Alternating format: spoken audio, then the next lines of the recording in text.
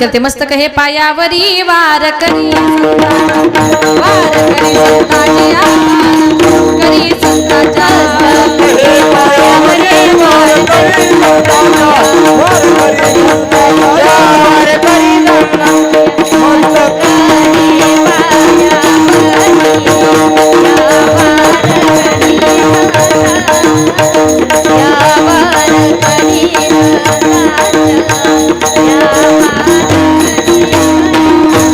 मस्तक हे पायावरी वारकरी संताच्या प्रस्तुत प्राप्त प्रसंगी कीर्तनरूपी सेवेकरता निवडलेला भंग संत सम्राट वैराग्याचे मूर्तिमंत पुतळे वारकरी संप्रदायाचे कळस विश्ववंदनीय श्रीमंत तुकोबारायांचे शिष्य निळोबारायांचा चार चरणाचा आपल्या गुरुच्या ठाई असणाऱ्या अपार गुरु निष्ठेचे वर्णन करणारा गोड असा भंग आजच्या या कीर्तनरूपी सेवेकरता निवडला. विठाल विठाल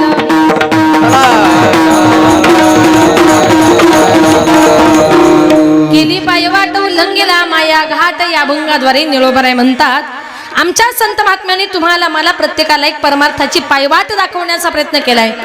मग जी पायवाट जो मार्ग संत महात्म्यांनी तुम्हाला मला दाखवलाय त्या मार्गाने तुम्हाला मला प्रत्येकाला जायचंय. कारण हा वारकरी संप्रदाय जर बघितला तर वारकरी संप्रदाय 5 अशा महान संतांवर आधारलेला आहे. या वारकरी संप्रदायाचे 5 संत आहेत. पहिले संत आहेत नामदेवराय, दुसरे आहेत ज्ञानोबाराय, तिसरे आहेत नाथ महाराज, चौथे आहेत तुकोबाराय आणि 5वे आहेत निळोबाराय.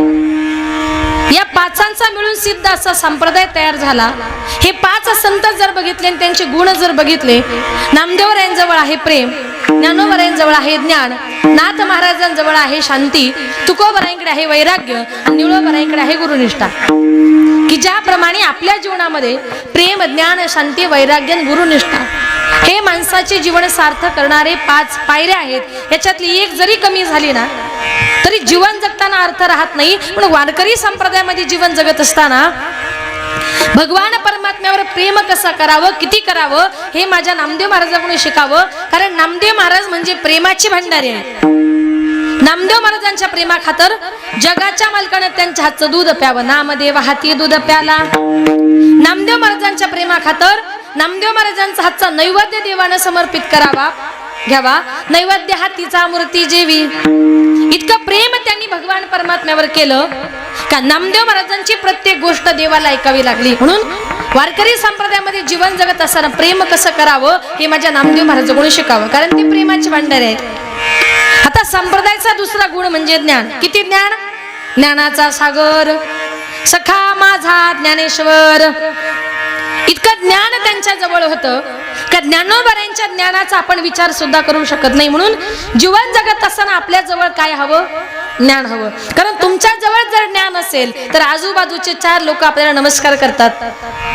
आणि प्रत्येक माणसाने जीवनामध्ये एक तरी गुरु करावा. कारण ज्ञानोबारे हरिपाठामध्ये आपण रोज म्हणतो, गुरुविना अनुभव कैसा कळे.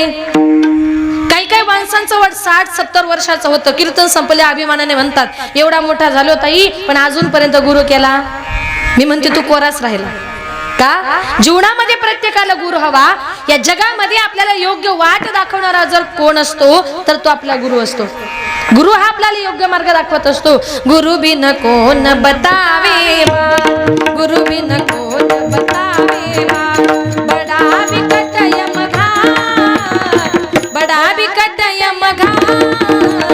गुरु बिन कोण बतावे, गुरु बिन कोण बतावे, गुरु बिन कोण बतावे. कबीर महाराज म्हणतात, गुरु बिन कोण बतावे. गुरुशिवाय आपल्याला योग्य मार्ग दाखवणारा या जगामध्ये दुसरा कुणीच नाही. मग गुरु आपल्याला ज्ञान देत असतो. जीवन जगत असताना तुमच्या जवळ जर ज्ञान असेल तर आजूबाजूचे 4 लोक तुम्हाला नमस्कार करतात. पण तुम्ही अज्ञानी असाल तर ते आजूबाजूचे लोक आपली टिंगल सुद्धा करतात. बघा ज्ञानाचा फायदा काय आहे.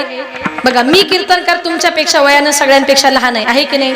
पण जेव्हा आम्ही कीर्तनकार लोक तुमच्या गावात येतो त्यावेळेला तुमच्यासारखी मोठी मोठी वारकरी माणसं महाराज गाडीतून खाली उतरले की पहिले 2 हात जोडतात, थोडंसं असं कमरेत वागतात आणि म्हणतात ताई जय हरी. म्हणता की नाही?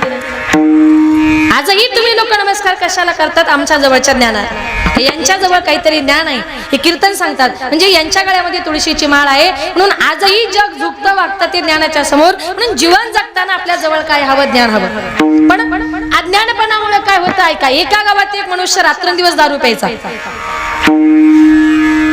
आता त्याचा मुलगा इतका हुशार का त्याने 1ली पासून 10वी पर्यंत वर्गामध्ये कधीच 1 नंबर सोडला नाही. एक दिवस त्याच्या मुलाचा 10वीचा रिझल्ट होता. त्याच्या बापाने थोडीशी घेतली कळताना, नाहीतर तुम्ही सगळे वारकरी आहात. थोडीशी घेतली, शाळेच्या गेटच्या बाहेर जाऊन थांबला. प्रत्येक मुलगा आपला रिझल्ट घेऊन येऊ लागला. त्याने एका मुलाला विचारलं, बाळा तुझा किती नंबर आला? त्यानं सांगितलं, काका माझा 20 नंबर आला. दुसरा मुलगा आला, किती नंबर आला? माझा 15 नंबर आला. तिसरा मुलगा आला, किती नंबर आला? माझा 12 नंबर आला. आता याचाच मुलगा आला. तो बाप म्हटला, मग पिंट्या वर्गामध्ये काय दिवे लावले? तो पिंट्या नाचू लागला, उड्या मारू लागला. म्हटला, बाबा अहो सगळ्या वर्गामध्ये माझा 1 नंबर आला. तो बाप म्हटला, पिंट्या अरे लाज वाटत नाही का तुला? काय झालं बाबा? अरे लोकांच्या पोरांचे 15-15, 20-20 नंबर आणि तुझा फक्त 1च नंबर.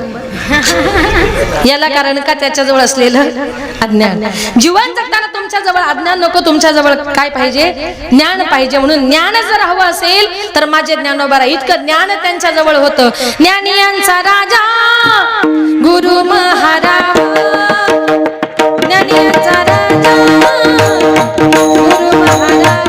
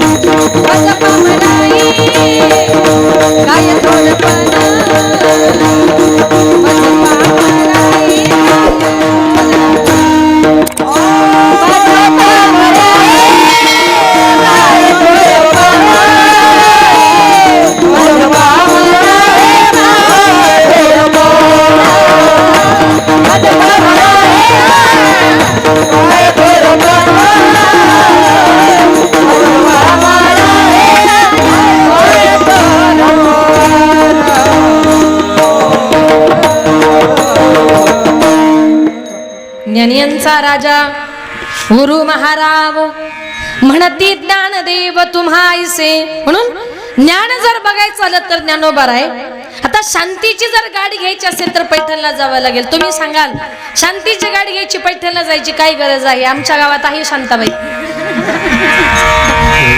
नाव शांताबाई असतं पण पुढचं मी सांगत नाही. तिच्या इतकी शांत कुणीच नाही. मग शांतीची गाडी जर घ्यायची असेल तर पैठणला जावं लागेल. याला कारण का? माझ्या नाथबाबांजवळ इतकी शांतता येवण अंगावर इथून कला प्रसाद देवणी मुक्त केला. इतकी शांतता त्यांच्या जवळ होती का नाथबाबांना शांती ब्रह्म पदवी प्राप्त झाल्यानंतर लोकांनी ठरवलं की त्यांची शांतता भंग करायची. म्हणून एक यवन त्यांच्या अंगावर 108 वेळा पान खाऊन थुंकला. जेवढ्या वेळा थुंकला अंगावर कोणी थोडी थुंकलं अपशकुन झाला म्हणून गंगेवर जायचे, स्नान करून यायचे. यवन थुंकून कटाळला, खाली उतरला, महाराजांचे पाय धरले, सांगितलं महाराज मला माफ करा, मी विनाकारण तुम्हाला त्रास दिला. मी तुमच्या अंगावर एवढ्या वेळा पान खाऊन थुंकलं पण तुम्ही वरती मान करून बघितले नाही. नाथबाबांनी सांगितलं तू माझ्या अंगावर थुंकल्यामुळे मला खूप मोठं पुण्य प्राप्त झालं. म्हणे कसं काय? नाथबाबा म्हटले तू माझ्या अंगावर 108 वेळा पान खाऊन थुंकल्यामुळे गंगेचं 108 वेळा स्नान करण्याचं पुण्य माझ्या पदरी पडलं. याला म्हणतात शांतता. बस मधून एखादा मनुष्य जर थुंकला ना लोक त्याला गाडी अडून मारतात. इतकी शांतता आपल्या जवळ. पण ही शांतता नाथ महाराजांच्या जवळ होती. मग एक दिवस नाथ महाराज गंगेवर स्नान करता गेले. एक विंचू पाण्यामध्ये तडफडत होता. महाराजांना वाटलं त्याला विंचवाला वाचवावं, म्हणून महाराजांनी त्या विंचवाला आपल्या हातावर घेतलं. आता विंचवाला हातावर घेतल्याबरोबर वाचवल्याबद्दल तो विंचू महाराजांना थँक्यू म्हणाला असेल का? त्याचा स्वभाव आहे काय? नांगी मारणं. त्याने लगेच नांगी मारली. हाताला झटका बसला, विंचू पाण्यामध्ये पडला. पुन्हा तडफडू लागला. महाराजांना वाटलं त्याला परत वाचवावं. महाराजांनी त्याला परत हातावर घेतलं. त्याने पुन्हा नांगी मारली. एक मनुष्य म्हटला, महाराज अहो तुम्ही त्या विंचवाला वाचवण्याचा प्रयत्न करताय, अहो कशाला वाचवता? अहो जाऊ द्या ना, मरू द्या. नाथ महाराज म्हटले तसं नाही. नांगी मारणं हा त्याचा स्वभाव आहे, पण त्याला वाचवणं हा माझा स्वभाव आहे. म्हणजे थोडक्यात काय, एखादा मनुष्य समोरचा मनुष्य वाईट वागतोय, मग आपणही वाईट वागायचं. मग त्याच्यात आणि आपल्यात बदल काय राहिला? तो त्याचा वाईट वागण्याचा स्वभाव सोडत नाही, तुम्ही तुमचा चांगला वागण्याचा स्वभाव सोडू नका. ही शांतता नाथ महाराज तुम्हाला मला प्रत्येकाला शिकवतात. आणि का तर नांगी मारणं तो त्याचा स्वभाव आहे. कारण जन्माला आल्यानंतर प्रत्येकाचा एक वेगवेगळ्या प्रकारचा स्वभाव असतो. स्त्रियांचा एक स्वभाव आहे, काय माहितीये? अंतरीचे धावे स्वभावे बाहेरी, अंतरीचे धावे स्वभावे बाहेरी, अंतरीचे धावे स्वभावे बाहेरी, अंतरीचे धावे स्वभावे बाहेरी, अंतरीचे धावे स्वभावे बाहेरी, अंतरीचे धावे स्वभावे बाहेरी, अंतरीचे धावे स्वभावे बाहेरी, अंतरीचे धावे स्वभावे बाहेरी. दरी ताई परी, दरी ताई परी, आवरे ना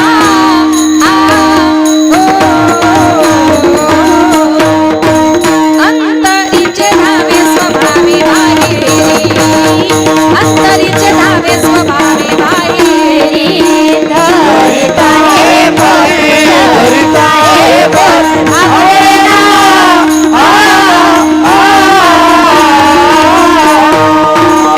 अंतरीचे धावे स्वभावे बाहेरी, अंतरीचे धावे स्वभावे बाहेरी,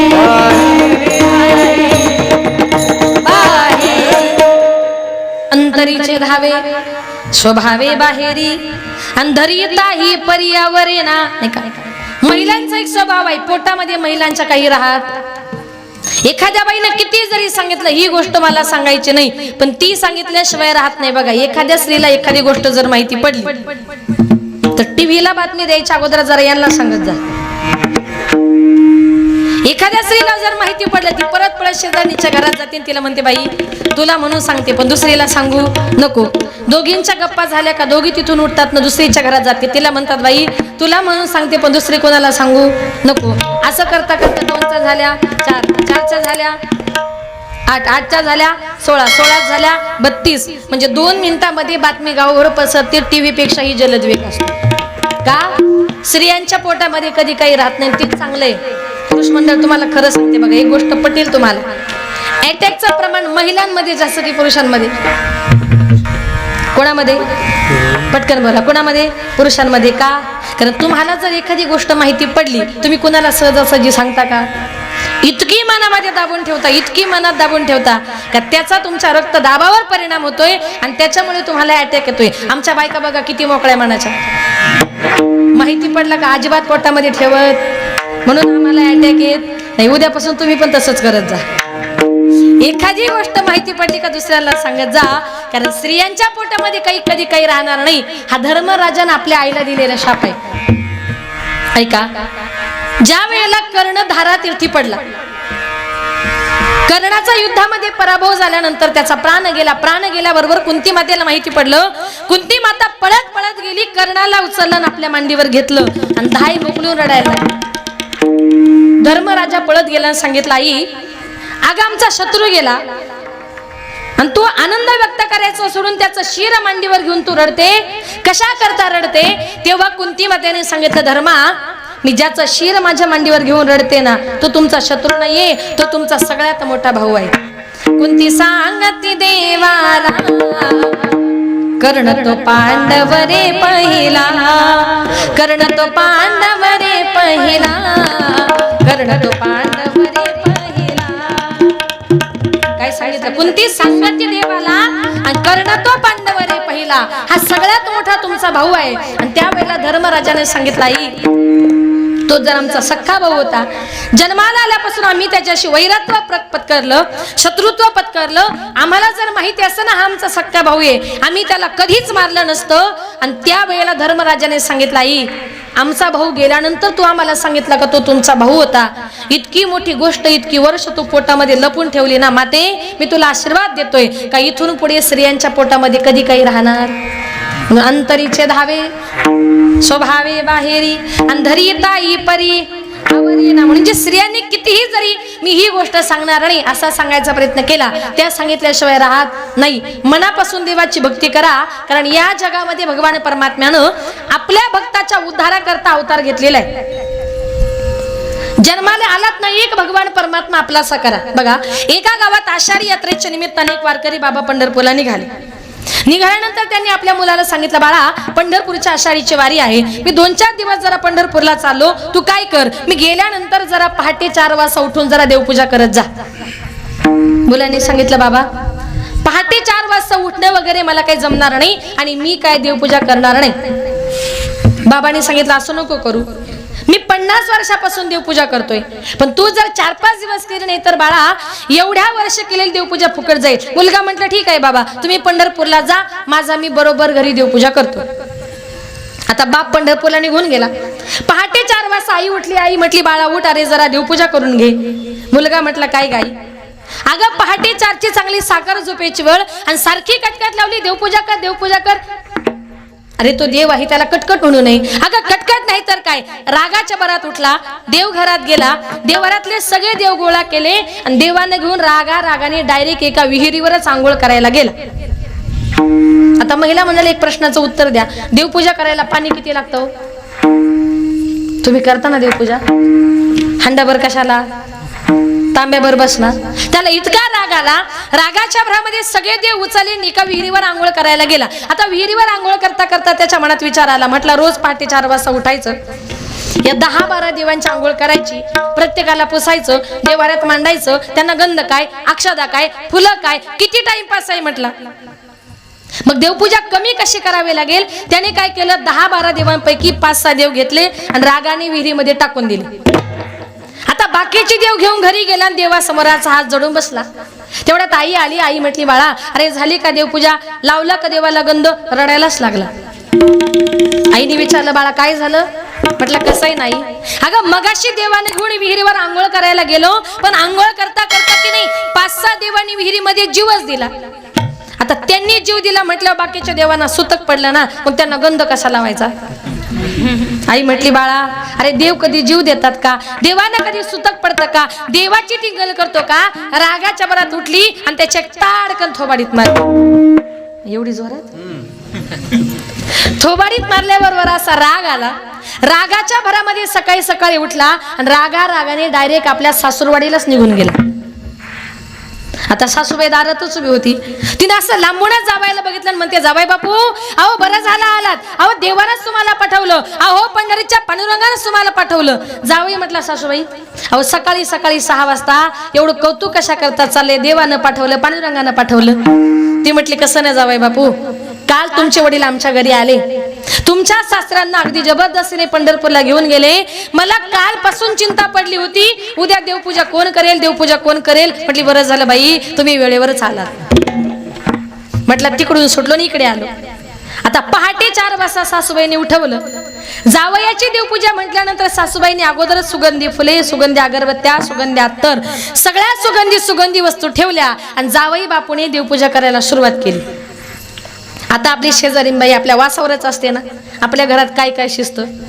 तिला लगेच वास गेला आणि ती पळत आली आणि ती म्हटली, काय हो तुम्ही रोजच देवपूजा करता, पण आज इतका सुगंध कशाचा येतोय? ती म्हटली, कसं आहे ना, काल आमचे पंढरपूरला गेले, योगायोगानं जावई आले, मग जावयाची देवपूजा म्हणजे सगळ्या कशा हायफाय गोष्टी पाहिजे. म्हटली, काय ग तुझे जावई देवपूजा पण करतात? म्हटली, हो अगदी उत्तम प्रकारे, अगदी छान प्रकारे. मग म्हटली, बरं झालं, आमचे हे पण कालच पंढरपूरला गेलेत, जरा तुझी पूजा झाली का माझी पण करायला पाठव. तो म्हटला, आता काही खरं नाही, रोज पहाटे 4 वाजता उठायचं आणि या 2-4 घरची देवपूजा करायची. त्यापेक्षा म्हटलं मीच जातो आणि एखाद्या विहिरीमध्ये जीव देतो. इतका देवपूजेला कंटाळा आला. रागाच्या भरामध्ये सकाळी सकाळी उठला, रागाने विहिरीकडे चालला. विहिरीच्या जवळ गेला, विहिरीमध्ये जीव देणार. शेतकरी म्हटला, अरे थांब, माझ्या विहिरीमध्ये कशाला जीव देतोस? तुला जर कामाचा कंटाळा आला असेल ना तर माझ्या घरी चल, मी तुला कुठलंच काम सांगणार नाही. माझ्या घरी तुला 2 टाइम नाश्ता, 2 टाइम जेवण, 2 टाइम चहा, दिवसभर आराम. माझ्या घरी तुला एकच काम करायचंय. म्हटले रोज पहाटे 4 वाजता उठून देवपूजा. तुम्ही जीव जरी द्यायला गेले ना तरी तुकोबर आहे म्हणतात, देव तारी त्याला कोण मारी. मग देवाची टाळाटाळ करण्यापेक्षा काय करा, आपुला तो एक देव करून गावते नवीन जीवा सुख नो हे. आपुला तो एक देव करून गावते नवीन जीवा सुख नो हे. आपुला तो एक देव करून गावते नवीन जीवा सुख नो हे. आपुला तो एक देव करून गावते नवीन जीवा सुख नो हे. आपुला तो एक देव करून गावते नवीन जीवा सुख नो हे. आपुला तो एक देव करून गावते नवीन जीवा सुख नो हे. आपुला तो एक देव करून गावते नवीन जीवा सुख नो हे. आपुला तो एक देव करून गावते नवीन जीवा सुख नो हे.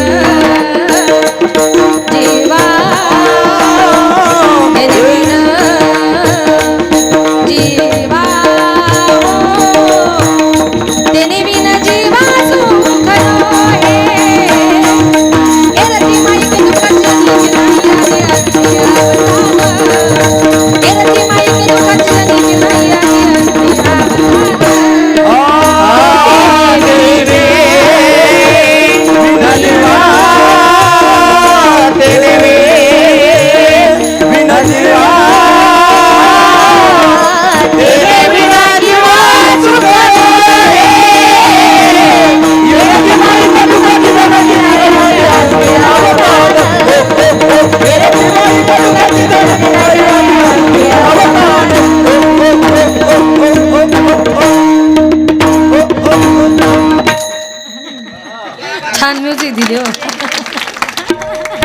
आपुला तो एक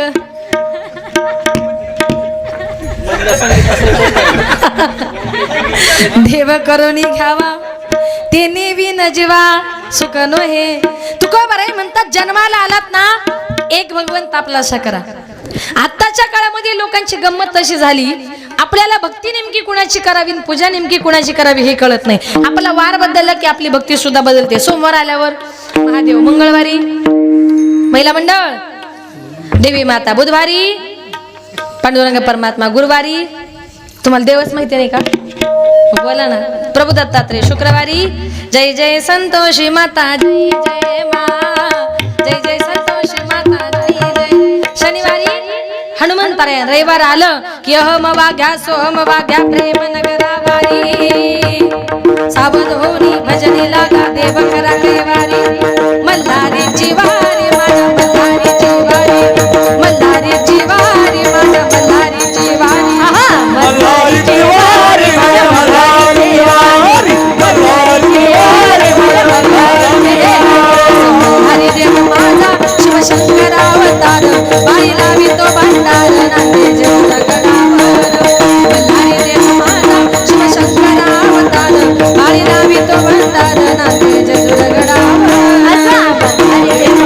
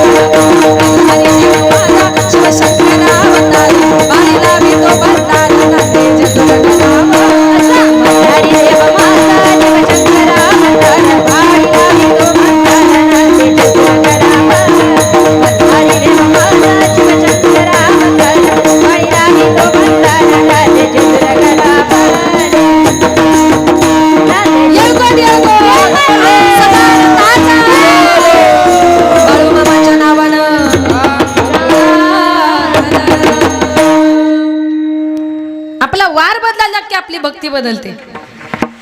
रविवारी आपण खंडेरायांची भक्ती करतो. आता थोडक्यात खंडेराय आणि बाळूमामांचा जर बघितलं तर खंडेरायांचा अवतार म्हणजे बाळूमामा.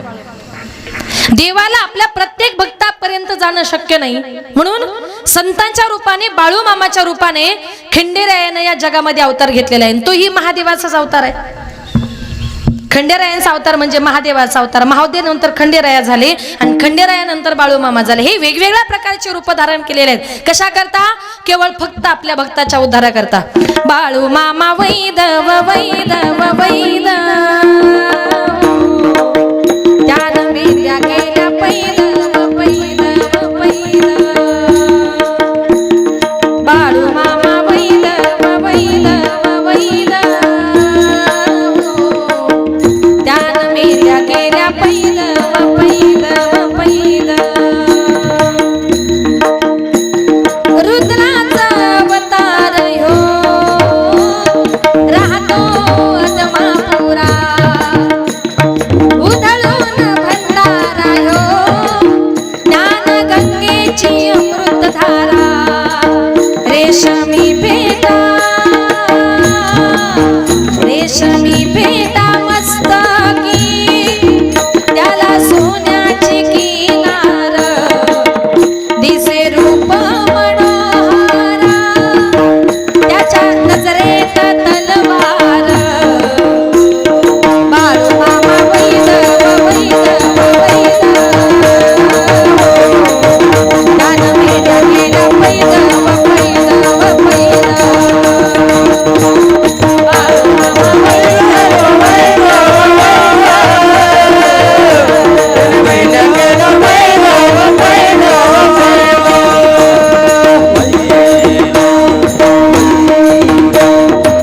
बाळूमामाच्या नावानं चांगलं. अनेक प्रकारचे अवतार भगवान परमात्म्यानं आपल्या भक्ताच्या उद्धाराकरता धारण केलेले आहेत. अनंत अवतार घेसी भक्ता कारणी कनबाळू कृपाळू दिना लागे उद्धरणी. अनंत अवतार भगवान परमात्म्यानं धारण केलेले आहेत. म्हणून आणि आपला विषय चालला होता की जीवन जगत असताना शांतता जर पाहिजे असेल तर माझे नाथ बाबा.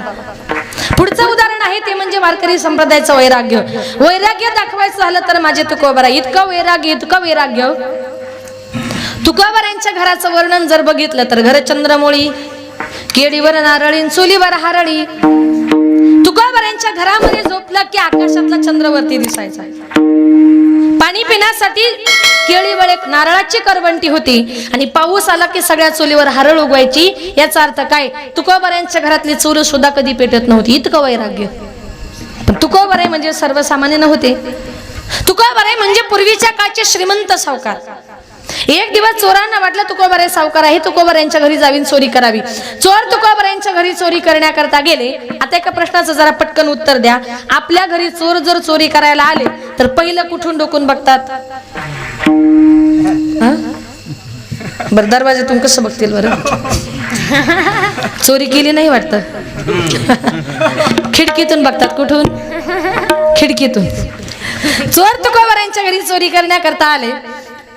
चोरांनी खिडकीतून डोकावून बघितलं तर त्यांना असं दिसलं ज्यांच्या घरामध्ये आपण चोरी करायला आलोय त्या घरामध्ये एक माता ऐन कडकडत्या थंडीच्या दिवसामध्ये आपल्या 2 मुलांना अंगावरच्या पांघरत्या पदरावर अंथरून 2 मुलांना घेऊन झोपली होती.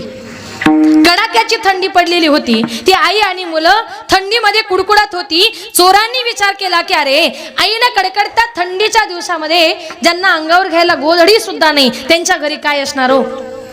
चोर तुकोबरायांच्या घरी चोरी करण्याकरता गेले पण तुकोबरायांच्या घरातून काही नेलं नाही, कारण नेण्यासारखं काहीच नव्हतं.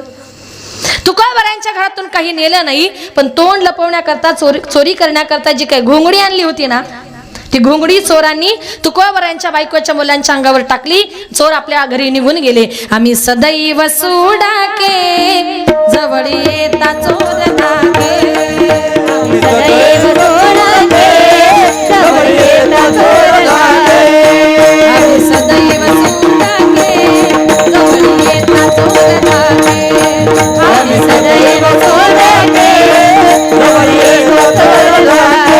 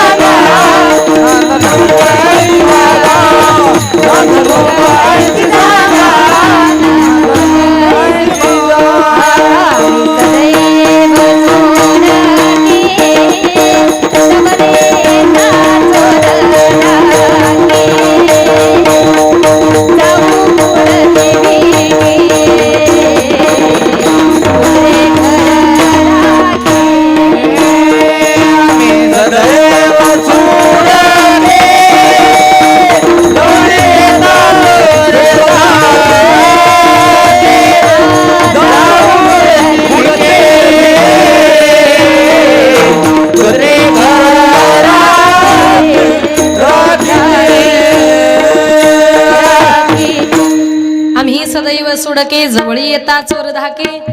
तुकावरे म्हणतात आमच्या घराचं रक्षण चोरांनी करावं कुत्र्यांनी करावं हे माझ्या घरचं वैराग्य. आणि शेवटी म्हणजे गुरुनिष्ठा. इतकी गुरुनिष्ठा का गुरुपेक्षा शिष्य वरचं ठरावा. जवळच इंद्रायणीच्या डोहामध्ये बुडालेल्या अभंगवरती काढण्याकरता माझ्या तुकोबारायांनी बिना अन्न पाण्याविना 13 दिवस उपोषण केलं. पण तुकोबाराय वैकुंठाला गेली ही बातमी निळोबारायांनी कळली. त्यांनी ठरवलं जोपर्यंत माझे गुरु वैकुंठातून मला परत भेटण्याकरता येत नाही तोपर्यंत मी अन्न पाण्याला स्पर्श करणार नाही. निळोबारायांनी उपोषण करायला सुरुवात केली. 10 दिवस झाले, 20 दिवस झाले, 30 दिवस झाले. निळोबाराया अन्न पाणी घेणं. पांडुरंगा परमात्म्याला साकडं पडलं आणि देव गेले. म्हटले निळोबाराया काहीतरी खाऊन घ्या, काहीतरी पिऊन घ्या. आणि त्यावेळेला देव निळोबाराया देवाला म्हणतात तुझं लागे येथे बोलाविले कोणी प्रार्थील्या वाचनी आला सीगा. अरे तुला कोणी बोलवलं? ऐका निळोबाराया, अरे तू माझी समजूत घालतोय ना, मी त्याला ओळखतही नाही. निळा म्हणे आम्ही नोळखी जे देवा आणि तू कयाचा धावा करीत सो. धावा करतोय तो माझ्या तुकोबारायांचा.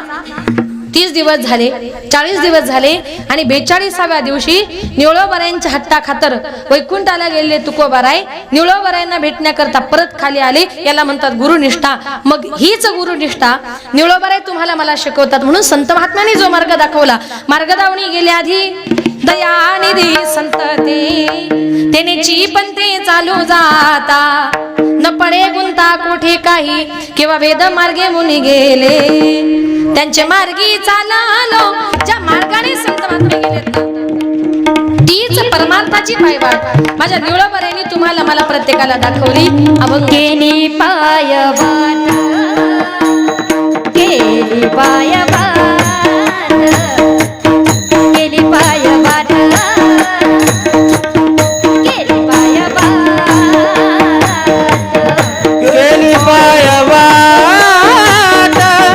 केली पायवाट केली पायवाट केली पायवाट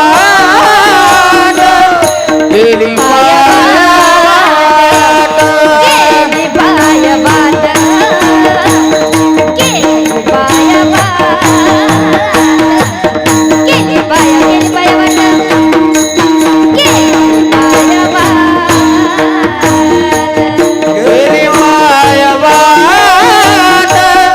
केली पायवाट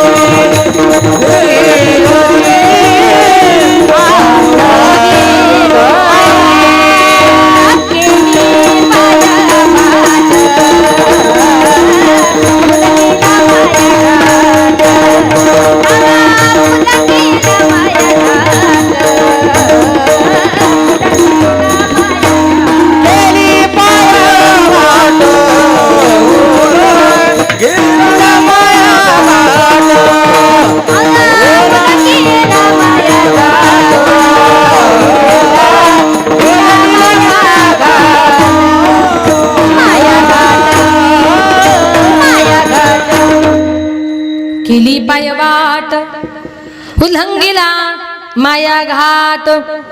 निळोबाराय म्हणतात आमच्या संत महात्म्यांनी जो मार्ग दाखवला त्या त्या मार्गाने तुम्हाला मला जायचे. मग संत महात्म्याने जो मार्ग दाखवला तो आपल्याला हरिपाठाचा, कीर्तनाचा, भजनाचा, आळंदीचा, पंढरपूरचा तो मार्ग दाखवला. तो कुठला माहितीये? मार्ग आहे नीट पंढरीचा. या देहानं जन्माला येऊन माणसाने आळंदीची वारी केली पाहिजे, पंढरपूरची वारी केली पाहिजे, हरिपाठाला गेलं पाहिजे, कीर्तनाला गेलं पाहिजे, भजनाला गेलं पाहिजे. पण काही काही लोक आयुष्यात हे काहीच करत नाही. उलट कीर्तन संपलं की मला म्हणतात ताई पहिल्यांदा कीर्तन कशाला म्हणतात आज कळालं. मी म्हणते दुर्दैव तुझं, तू महाराष्ट्रात जन्माला आला. कारण का महाराष्ट्र ही संतांची भूमी आहे. मग जन्माला येऊन जर तुम्ही हरिपाठाला गेला नाही, कीर्तनाला गेला नाही, भजनाला गेला नाही तर तुमचा मनुष्य जन्म फुकट गेला असं समजा. एक सुंदर उदाहरण सांगते का. एका जंगलामध्ये एका झाडावर एक माकड आणि माकडीन दोघं जण राहत होते. लक्ष आहे ना तुमचं? महिला मंडळ कुठे राहत होते? झाडावर. कोण राहत होते? म्हणजे लक्ष आहे तुमचं? माकड आणि दोघांचा नवरा बायको त्या झाडावर राहत होते. एक दिवस दोघा नवरा बायकोच्या गप्पा चालू होते आणि तेवढ्यात त्या विहिरीतून आकाशवाणी झाली. जो कोणी प्राणी या विहिरीमध्ये उडी मारेल त्याला मनुष्य जन्म प्राप्त होईल, आणि जो कोणी मनुष्य या विहिरीमध्ये उडी मारेल त्याला प्राण्याचा जन्म प्राप्त होईल. आता ही आकाशवाणी ऐकल्याबरोबर स्त्रियांचं मन कसं भावनिक असतं ना, स्त्रिया कशा भावनिक असतात तशी ती माकडीन थोडीशी भावनिक झाली. त्या माकडाला म्हटली, अहो मनुष्य जन्म प्राप्त करण्याची संधी आली, चला मारायचे का उडी? त्या माकडानं सांगितलं नको, बरं आहे आपलं माकडाचंच. ती म्हटली ऐका, अहो मनुष्य जन्म मिळणं म्हणजे फार अवघड आहे. एक एक योनी कोटी कोटी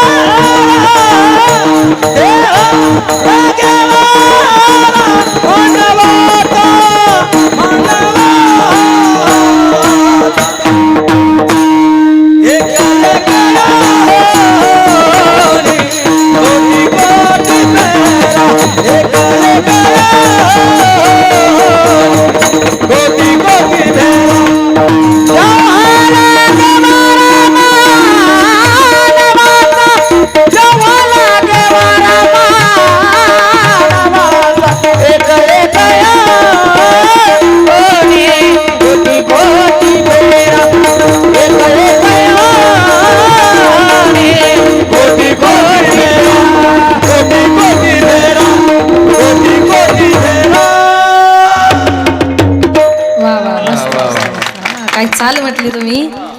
एक एक योनी कोटी कोटी फेरा. पुढे काय म्हटले? तेव्हा लागे वारा. हा, तेव्हा लागे वारा मनुष्याचा. बर का, एक एक कोटी कोटी योनी फिरल्यानंतर माणसाला मनुष्य जन्म प्राप्त होतोय.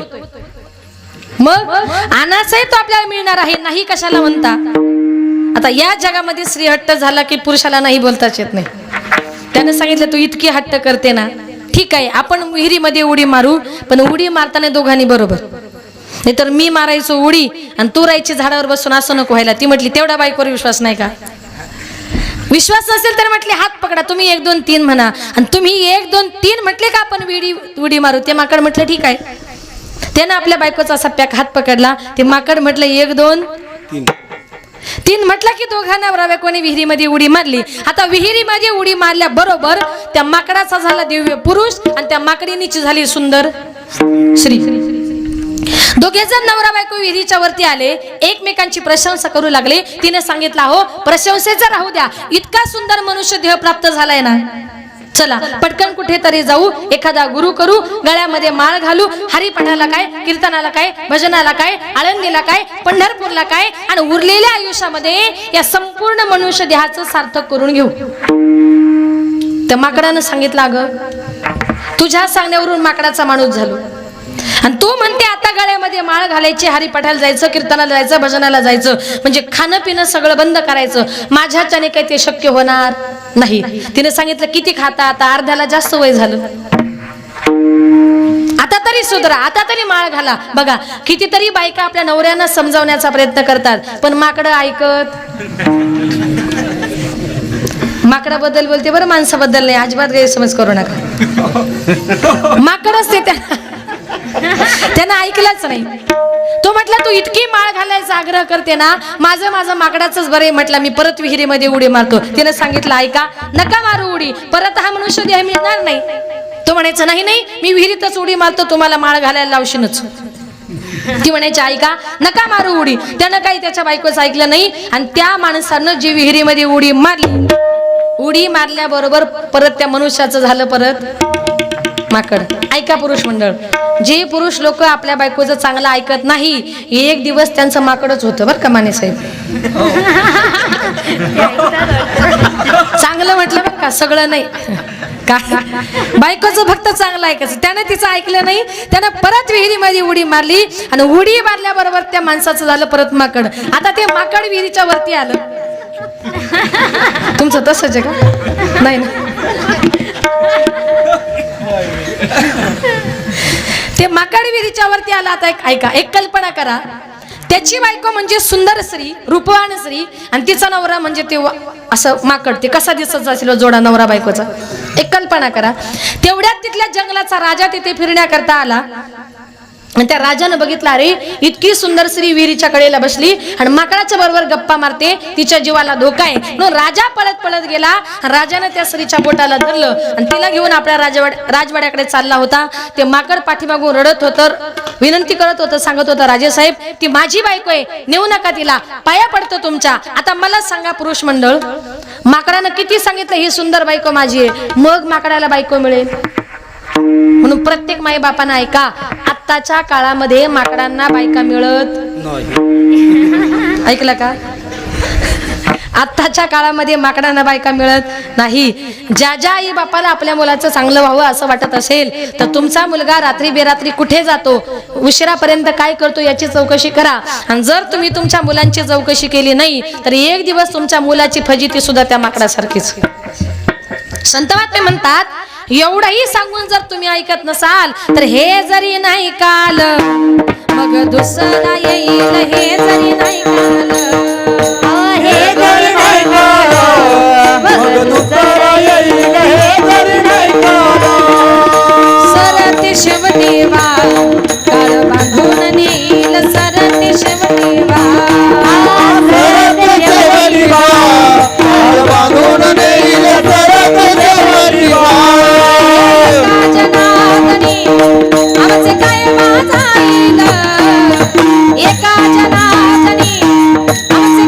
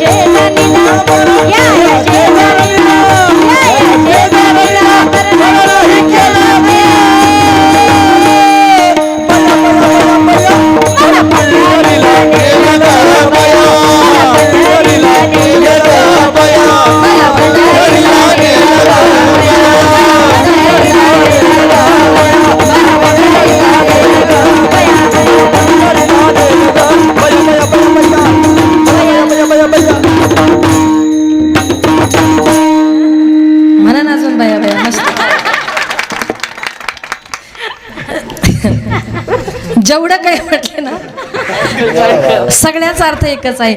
नाथ बाबा म्हणतात आम्ही तुम्हाला सांगतोय आळंदीला जा, पंढरपूरला जा, बाळू मामाचे भक्त व्हा, बाळू मामांची मनापासून सेवा करा, गळ्यामध्ये पवित्र तुळशीच्या माळा घाला, एवढा आम्ही तुम्हाला सांगतोय. तरी तुम्ही जर ऐकत नसाल तर तुमची फजिती सुद्धा एक दिवस त्या माकडासारखीच. हे जरी नाही काल मग दुसरा येईल सरते शेवटी बा, काळ बांधून नेईल एका जनार्दनी, आमचे काय माझा येईल पिंगळा पिंगळा पिंगळा पिंगळा पिंगळा महाद्वारी, बोले बोले का पिंगळा महाद्वारी, पिंगळा महाद्वारी, बोले बोले का पिंगळा महाद्वारी.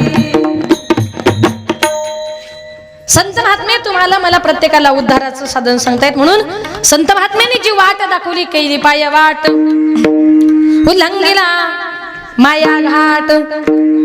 आता तुम्ही सांगाल आम्ही सगळे घाट बघितले, पण माया घाट अजून कुठे बघितला नाही. बघा, माया या शब्दाचा अर्थ आहे मा म्हणजे नाही, आणि या म्हणजे जी अस्तित्वात नाही अशी ती माया. माया म्हणजे वांझेच्या मुलासारखी, माया म्हणजे सशाच्या शिंगासारखी. माया नावाची गोष्ट दिसत नाही, पण तिने अनेकांना फसवलं.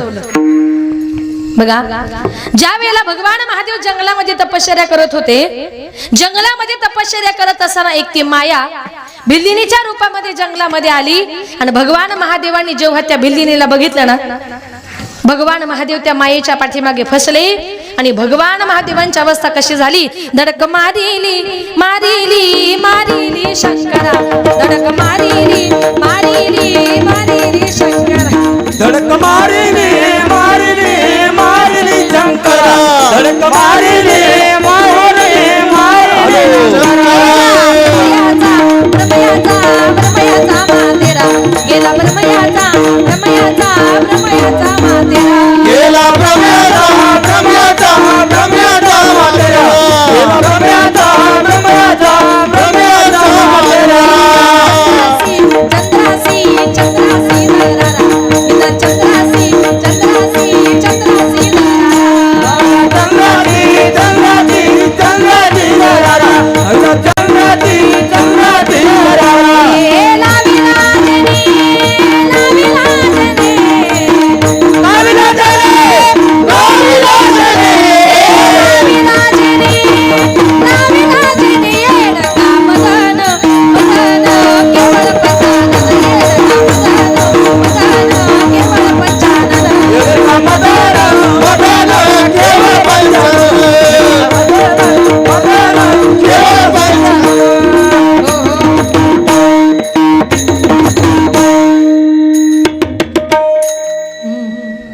धडक मारिली शंकरा. मायेनं पहिली धडक मारली ती शंकराला, दुसरी केला ब्रह्मयाचा मातेरा. एवढे मोठे ब्रह्मदेव, वेदांची पुस्तकं ज्यांच्या डोक्यामध्ये होती, पण एका मानस कन्येच्या बिलाशा धरली आणि ब्रह्मदेवाची मायेनं तर मातीच करून टाकली. वेदार्थाचा गोवा कन्याभिलाष, वेदे नाही ऐसे सांगितले. मायेनं ब्रह्मदेवाची माती करून टाकली. इंद्रचंद्रासी दरारा. इंद्राने काय केलं, गौतम ऋषींची पत्नी अहिल्याईचा विनयभंग केला, आणि तेव्हा गौतम ऋषींनी शाप दिला की इंद्रा, तू माझ्या बायकोचं पतिव्रत्य भ्रष्ट केलंस, तुझ्या अंगावर हजारो भोकी पडतील. गौतम ऋषींच्या शापानुसार इंद्रा पडली भग, चंद्र झाला काळा, नारद चुकला चाळा भजनाचा. गौतम ऋषींच्या शापानुसार इंद्राच्या अंगावर हजारो भोकी पडली, चंद्र काळा झाला. कशामुळे? चंद्राने आपल्या गुरु बृहस्पती यांची बायको तारा हिला पळवले, आणि बृहस्पतीने त्याला शाप दिला की चंद्रा, या जगात तू इतका तेजस्वी आहे, पौर्णिमेच्या दिवशी चंद्र किती सुंदर दिसतो, तुझ्या या सुंदर चेहऱ्यावर माझ्या बायकोचं पतिव्रत्य भ्रष्ट केल्यामुळे तुझ्या या सुंदर चेहऱ्यावर कुठेतरी काळा डाग पडेल. आजही चंद्राच्या तोंडावर काय आहे? काळा डाग आहे. तो कुणाचा? बृहस्पतींचा शाप आहे. बृहस्पतींच्या शापाने चंद्र झाला काळा, आणि नारद चुकला चाळा भजनाचा. रात्रंदिवस नारायण नारायण म्हणणारे नारद मुनी एक दिवस भगवान कृष्णाच्या जवळ गेले. नारायण नारायण बोला नारदजी, काय काम काढलं? देवा काम आहे पण जरा प्रायव्हेट आहे, माणसांमध्ये नाही, एकांतात बोलायचं आहे. दोघे जण एकांतामध्ये गेले. देवाने सांगितलं, नारदा काय काम काढलं? काही नाही देवा, किती युग झाले, तिन्ही लोकांमध्ये एकटाच फिरतोय, आता थोडस असं वाटतं की दोनाचे 4 हात झाले पाहिजे. लक्षात आलं ना तुमच्या? काय झालं पाहिजे? दोनाचे 4 हात झाले पाहिजे. मग दोनाचे 4 हात करायचे कुठे बघितली का? म्हटले नाही. अहो बघितली नाही. मग कसं काय? अरे बघायची काय गरज आहे देवा? म्हटले अरे लग्न करायचं म्हणतोस, मग मुलगी बघायला हवी, बायको बघायला हवी. नारद मुनी म्हटले देवा बघायची काय गरज आहे? तुला आहेत ना 16,108, मग त्याच्यातली एकच मला दे. देवाच्या लक्षामध्ये आलं का याला मायेनं पछाडला. हरकत नाही म्हटले. मग कुठली बायको घेऊ?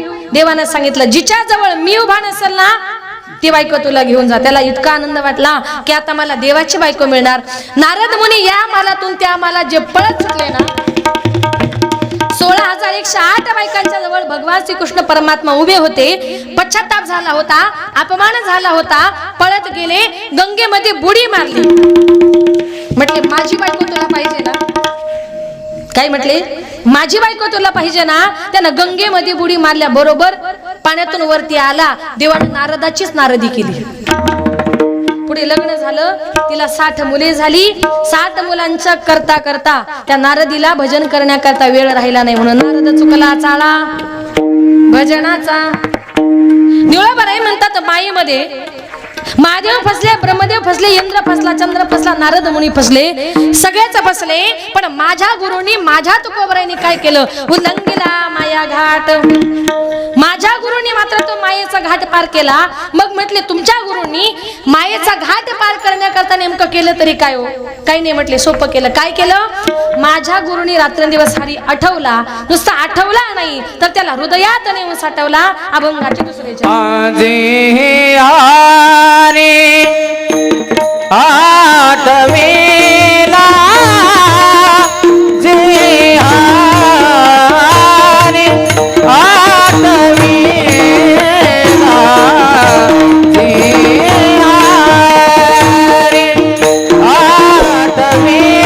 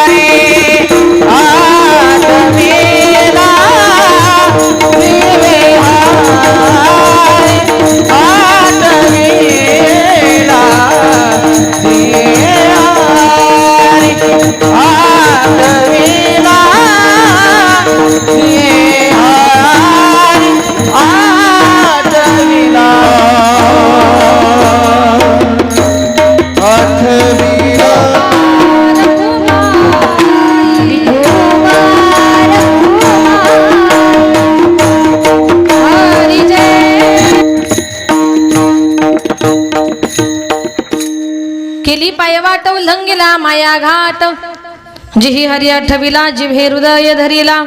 आता या ठिकाणी माझ्या अल्पमतीप्रमाणे अभंगाचा धावता भावार्थ आपल्या समोर मांडण्याचा प्रयत्न केला. कार्यक्रमाची वेळ ही संपत आलेली आहे. जवळजवळ 11 वाजलेत, पण जास्त वेळ घेणार नाही. शेवटच्या 10 मिनिटांमध्ये थोडंसं प्रबोधनाविषयी बोलते की तुकोबराय म्हणतात आमच्या संत महात्म्यांनी हरी आठवला, नुसता आठवला नाही तर त्याला हृदयामध्ये जागा दिली. त्याप्रमाणे आपण देखील त्या भगवान परमात्म्याला आठवायचं, त्याला आपल्या हृदयामध्ये जागा द्यायची. आणि निश्चितच प्रत्येक माई बापांनी आपल्या मुलांवर चांगल्या पद्धतीने संस्कार करा, चांगले संस्कार करा. कारण स्त्रीचं जर जीवन बघितलं तर स्त्रीचं जीवन म्हणजे फार अवघड असतं. ज्या वेळेला एखाद्या मुलीचा जन्म होतो, जन्म झाला की ती कुणाची तरी मुलगी असते, नंतर लग्न झालं की कुणाची तरी पत्नी होते, कुणाची तरी ताई असते, कुणाची तरी आई असते, नंतर कुणाची तरी आजी होती. अनेक नाती तिला निभावावी लागतात. स्त्रीचं जीवन म्हणजे कसं असतं ऐका. जन्म बाईचा बाईचा खूप घाईचा, एक आईचा आईचा एक ताईचा. जन्म बाईचा बाईचा खूप घाईचा, एक आईचा आईचा एक ताईचा. बाहुली होती खेळ खेळाया, जाहली मोठी मोहने काया. गंध मिसळा गंध जायचा, जन्म बाईचा बाईचा खूप घाईचा, एक आईचा आईचा एक ताईचा. आईचा आणि मुलीचं नातं म्हणजे अतिशय गोड. आज शेवटी जाता जाता तुम्हाला आईचं आणि मुलीचं नातं सांगून जाणार आहे. अतिशय गोड, पण असं एकही घर नाही का त्या घरामध्ये आईचं आणि मुलीचं भांडण होत नाही. पण त्या माये लेकीचं भांडण म्हणजे कसं असतं ऐका. माये लेकीचं भांडण दया दुधाची उकळी, लेक धरते अबोलाई मनाची मोकळी. घरामध्ये एखाद्या आईचं मुलीचं जर भांडण झालं ना तर मुलीला आईविषयी राग येतो, आईच्या मनात राग नसतो तर उलट प्रेम असतं. कारण आई जे शिकवते ते काय असतं. आई शिकविते तुला राग येतो लेकी, पराया माणसाशी बोलू नाही काय की. काय म्हणते आई तुझी मुलीची जात आहे, लग्न करून तुला परक्या घरी जायचंय, परक्या पुरुषाशी रस्त्यावर पटकन बोलू नये, बोललं तर लोक नावं ठेवतात. अशा प्रकारचे संस्कार आई आपल्या मुलीवर करत असते. मुलींवर संस्कार करता करता आपल्या मुली लहानाच्या मोठ्या कधी होतात हे माईबापाला सुद्धा कळत नाही. एक दिवस अचानक लग्न करून मुलगी पर घरी निघून जाते आणि मुलगी पर घरी निघून गेल्यानंतर त्या घरामध्ये आईला आपल्या मुलीशिवाय करमत नाही. मग आपल्या मुलीची आठवण म्हणून ती आई घरामध्ये काय करत असते. लेक जाते सासनला आई लाग कर मेरा, सारविल्या भिंतीवर काढल्या मैना. लेक जाते सासरला मागे मागे फिरू पाही, बोलते आई माझी लाडाची लेक जाई. लेक जाते सासरला माय लेकी पडे गळा, कस कोरड्या नदीला पाणी येत खळा खळा. लग्न करून एखादी मुलगी जायला निघाल्यानंतर त्या आईला रड असं सांगावं लागत नाही हो. आपली मुलगी जायला निघाली की त्या आईच्या डोळ्यातून खळकण असं पाणी येतं. इतके जर माईबाप आपल्या मुलांवर आपल्या मुलींवर जर प्रेम करतात, हे सगळं प्रेम आपण का विसरतो. प्रत्येक ठिकाणी संतांनी कवींनी कवयित्रींनी गोडवी गायली त्या आईचे. निबंध लिहिले जातात आईबद्दल, कविता लिहिल्या जातात आईबद्दल, वक्तृत्व केलं जातं आईबद्दल, पण बाप अजूनपर्यंत कुणी रेखाटला नाही. आज समाजाला बाप रेखाटायची गरज आहे. आईविषयी बोललं जातं म्हणून आईचं महत्व कळतंय, पण आजचा समाज म्हणजे प्रबोधन केल्याशिवाय त्यांच्या लक्षामध्ये येत नाही असा समाज बनलेला आहे. मग बापाबद्दल सांगितल्याशिवाय मुलांना बापाची किंमत सुद्धा कळत नाही. जीवनामध्ये आपला बाप आपल्या मुलाकरता किती कष्ट करत असतो, अतिशय कष्ट करत असतो आपल्या मुलांकरता. जेवढा काही करतो ना, दिवसभर जर तो कामाला जात असेल तो विचार करतो दिवसभर काम करून माझ्या बायको मुलांचं पोट भरत नाही. तो डे नाईट ड्युटी करतो आणि रात्रंदिवस आपल्या मुलाचा सांभाळ करत असतो.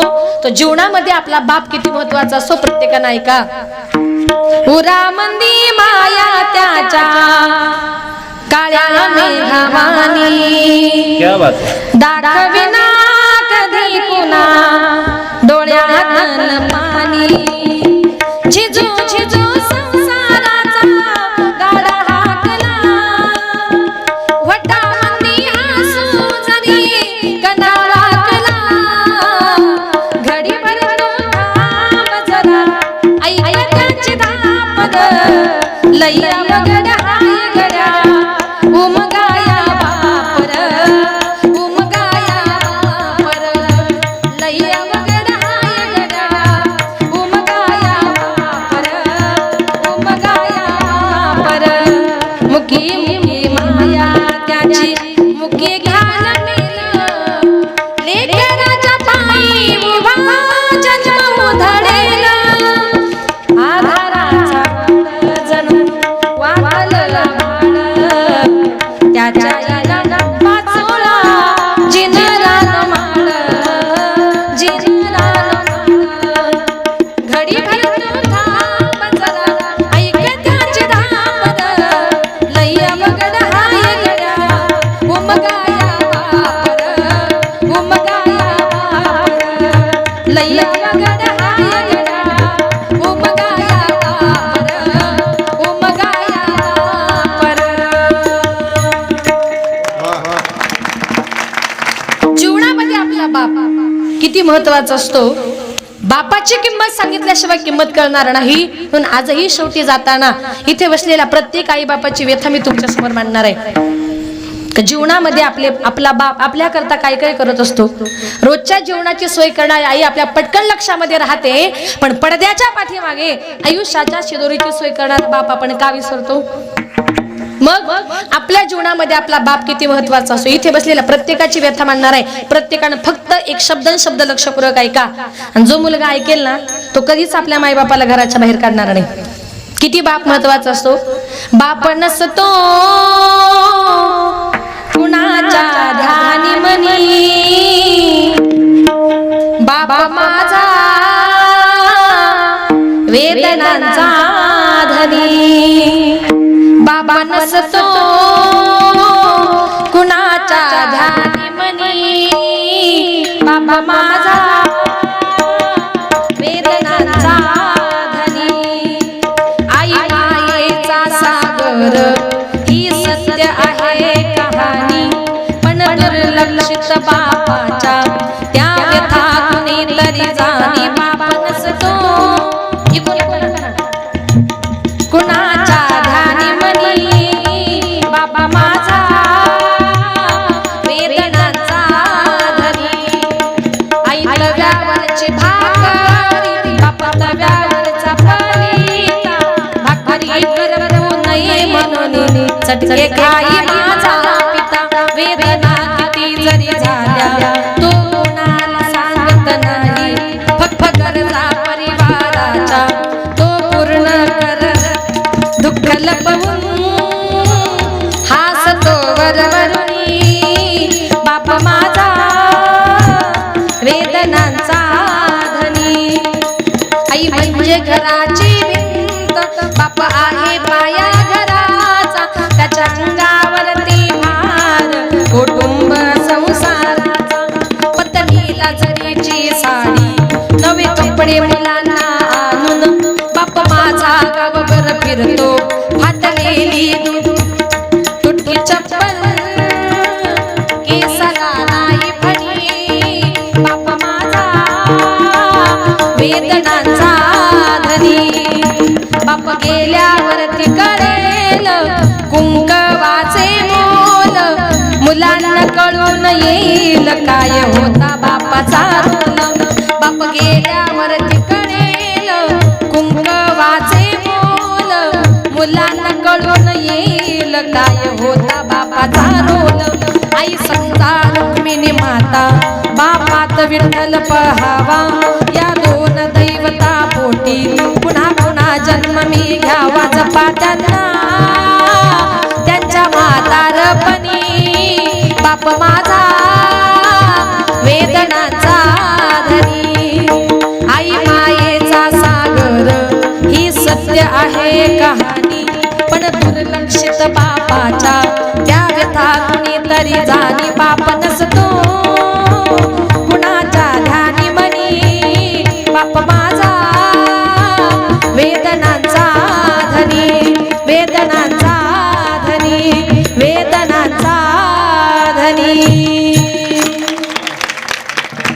अशा प्रकारे आपल्या जीवनामध्ये आपला बाप किती कष्ट करत असतो, आपले मायबाप किती कष्ट करत असतात, हे जर ऐकलं ना तर जीवनामध्ये आपले मायबाप म्हणजे मायबाप केवळ काशी तिने न जावे तीर्थासी. आपले मायबाप हे सगळ्यात महत्वाचं दैवत आहे, सगळ्या जगाला विसरा. आणि शेवटी जाताना सांगेल का ज्या छत्रपती शिवाजी राजांनी हर हर महादेव गर्जना करतो बा महाराष्ट्र घडवला, त्या राजांचं गुणगान आपण केलं पाहिजे. कारण महाराष्ट्रभर कीर्तन करत असताना माझं असं एकही कीर्तन नाही का राजांचं नाव घेतल्याशिवाय मी कीर्तन संपत नाही. एका माणसाने मला कीर्तन संपल्यावर प्रश्न विचारला, ताई तुम्ही कीर्तनामध्ये राजे राजे म्हणता, तुमचे राजे नेमके होते तरी कोण? देव होते का? तर नीट ऐका, छत्रपती शिवाजी राजे नेमके होते तरी कोण? विजयासारखी तलवार चालून गेला, विजयासारखी तलवार चालून गेला, निदड्या छातीने हिंदुस्तान हलवून गेला, मुठभर मावळ्यांना बरोबर घेऊन हजारो सैतानांना नडून गेला. आणि स्वर्गामध्ये गेल्यानंतर 33 कोटी देवानी ज्याला वाकून मुजरा करावा ना, असा एकाच मर्द मराठा माझा शिवबा होऊन गेला, शिवबा होऊन गेला, शिवबा होऊन गेला. हर हर महादेव, हर हर महादेव. थोडा इको द्या ना मला. हर हर महादेव. गिरीशिखरी किरीटा परी लहरी भगवा ध्वजा, गिरीशिखरी किरीटा परी लहरी भगवा ध्वजा, उगवला तारा तिमिर हरा गरजा शिवाजी राजा, उगवला तारा तिमिर हरा गरजा शिवाजी राजा, उगवला तारा तिमिर हरा गरजा शिवाजी राजा, उगवला तारा तिमिर हरा गरजा शिवाजी राजा. गिरीशिखरी किरीटा परी लहरी भगवा ध्वजा, गिरीशिखरी किरीटा परी लहरी भगवा ध्वजा, उगवला तारा तिमिर हरा गरजा शिवाजी राजा, उगवला तारा तिमिर हरा गरजा शिवाजी राजा, उगवला तारा तिमिर हरा गरजा शिवाजी शिवाजी राजा. उगवला तारा तिमिर हरा गरजा शिवाजी राजा. युगायुगाचा कडतंधार यवनाचा करी करी सरदार, यवन चाकरी करी सरदार, यवन चाकरी करी सरदार, युगायुगाचा कडतंधार यवनाचा करी करी सरदार, यवन चाकरी करी सरदार, यवन चाकरी करी सरदार. मराठा मर्दा होऊनी कुलदा, मराठा मर्दा होऊनी कुलदा, छटायला शत्रूच्या भुजा, ओ छटायला शत्रूच्या भुजा, उगवला तारा तिमिर हरा गरजा शिवाजी राजा, उगवला तारा तिमिर हरा गरजा शिवाजी राजा, उगवला तारा तिमिर हरा गरजा शिवाजी शिवाजी राजा. उगवला तारा तिमिर हरा गरजा शिवाजी राजा. कळंबे हाती नंगी तलवार ओढणी राणा कृष्णे बरस, होऊनी राणा कृष्ण बरस्वर, होऊनी राणा कृष्ण बरस्वर, तळंबे हाती नंगी तलवार ओढणी राणा कृष्णे बरस, होऊनी राणा कृष्ण बरस्वर, होऊनी राणा कृष्ण बरस्वर. हर हर करी तरी कपारी, हर हर करी तरी कपारी, उदाला राजाच्या फौजा, ओ उदाला राजाच्या फौजा, उगवला तारा तिमिर हरा गरजा शिवाजी राजा, उगवला तारा तिमिर हरा गरजा शिवाजी राजा, उगवला तारा तिमिर हरा गरजा शिवाजी राजा, उगवला तारा तिमिर हरा गरजा शिवाजी राजा. भवानी आईचा कृपा वरद, भवानी आईचा कृपा वरद, निर्दयी खानाचा करुणी निर्दय खानाचा करुणी मद, निर्दय खानाचा करुणी मद. भवानी आईचा कृपा वरद, भवानी आईचा कृपा वरद, निर्दयी खानाचा करुणी निर्दय खानाचा करुणी मद, निर्दय खानाचा करुणी मद. कापून यवना करीती दैना, कापून यवना करीती दैना, मातीत मिळवल्या पैसा, ओ मातीत मिळवल्या पैसा, उगवला तारा तिमिर हरा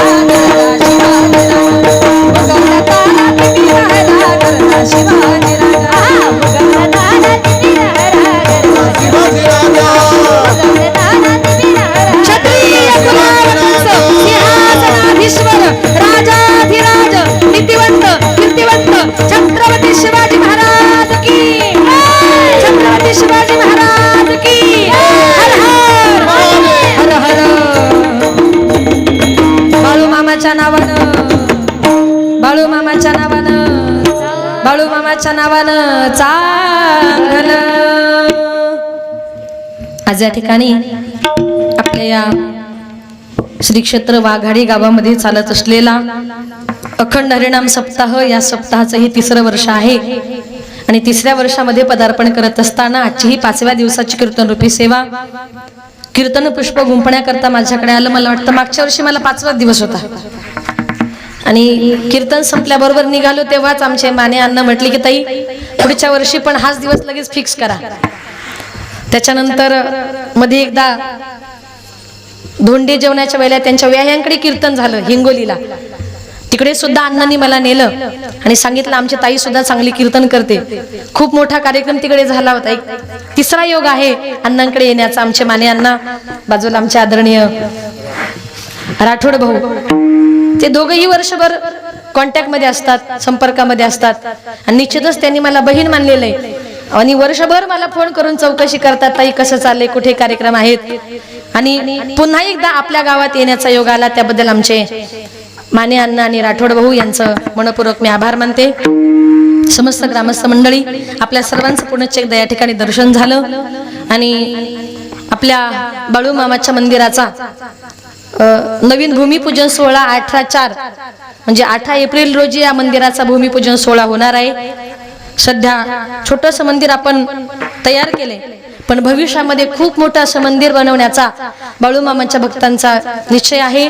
म्हणून त्या मंदिराकरता सुद्धा प्रत्येकानं सढळ हाताने देणगी दिली पाहिजे. प्रत्येकानं सढळ हाताने देणगी द्या, कारण बाळू मामांचा स्वभाव असा आहे, देवाचा स्वभाव असा आहे की अगोदर आपल्या भक्ताकडून घ्यायचं आणि मग द्यायचं. घेतल्याशिवाय कुणाला काही द्यायचं नाही. आपल्या आजूबाजूच्या परिसरावर बाळू मामांची कृपा, इथं जर मंदिर झालं तर त्यांची कृपा तुमच्या शेतीवर, तुमच्या परिसरावर राहणार आहे. म्हणून त्यांच्या मंदिराकरता तुम्ही जितकं द्याल ना तितके मामा तुम्हाला देतील, कारण देवाचा स्वभाव आहे अगोदर घेशील नंतर देशील, घेतल्याशिवाय कुणाला काही द्यायचं.